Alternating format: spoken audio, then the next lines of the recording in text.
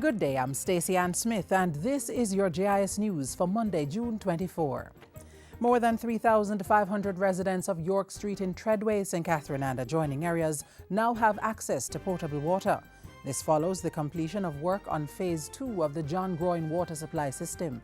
Phase 2 of the project, which was extended to serve the areas of Palm, York Street, Mingle Lane, Mark II Lane, Burmady, Red Pond Lane and Palms Crossing to Farmyard, was constructed at a cost of $13 million, within excess of 40 persons being employed.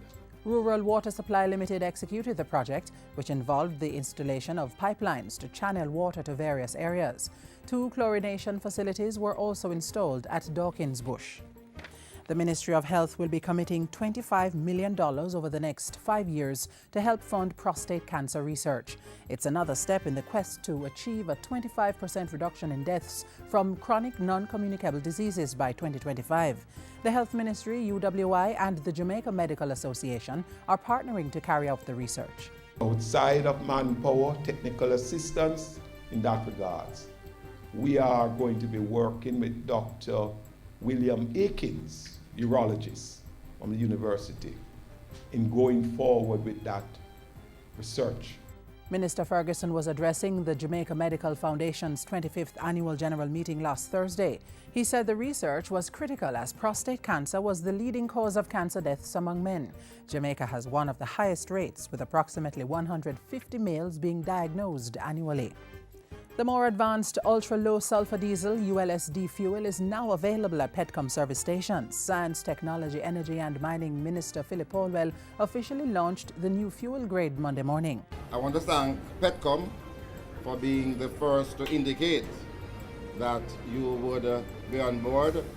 And of course later on I know that there are other marketing companies that will be joining us as we move towards ensuring that Jamaicans understand the importance of ultra-low sulfur diesel for the environment, for the performance of our vehicle. This represents the second rollout of a new product in a 5-year period by Petrojam. Some 13 service stations are on board, and in time, many more are expected to make the transition to accommodate the ultra-low sulfur diesel.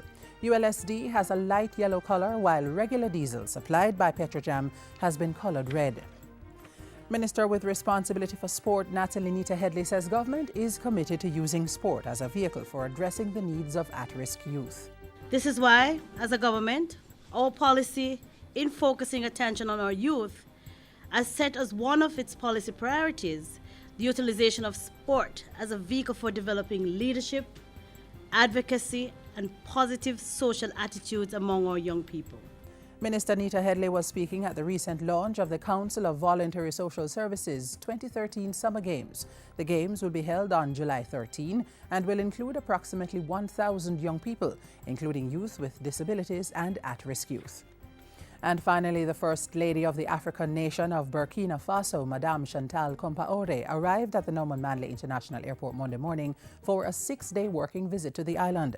She was welcomed by a delegation headed by the Minister with Responsibility for Information, Senator Sandria Faulkner. The visit stems from the Burkina Faso government's thrust to promote and protect young people's right to responsible sexuality and access to high-quality reproductive health services. The delegation is visiting Jamaica to learn more about the island's experiences in order to adapt and replicate them back in the African country. And that's it for JIS News today. I'm Stacey Ann Smith. Thank you for watching.